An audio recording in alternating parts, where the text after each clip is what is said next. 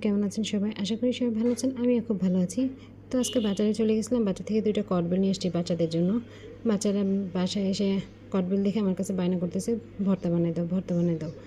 তো এই যে বাচ্চাদের জন্য কটবেল মাখা ভর্তা বানিয়ে দিতেছি। হালকা মরিচ, লবণ আর একটু চিনি। কারণ ওরা তো বেশি মরিচ খেতে পারে না।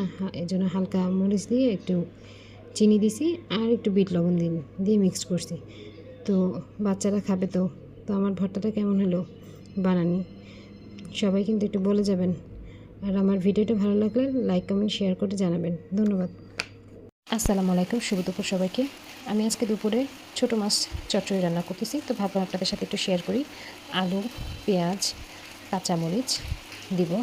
এখন একটু মশলা অ্যাড করবো, জিরা বাটা, সাথে একটু রসুন বাটাও দিব, অল্প একটু রসুন বাটা, লবণ, তারপর হলুদের গুঁড়ো, মরিচের গুঁড়া দিয়ে একটু তেল দিব।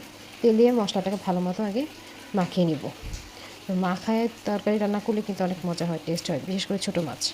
এই যে মাখিয়ে পানি দিয়ে আমি একেবারে রান্নায় চুলায় বসিয়ে দিব মাছগুলো দিয়ে।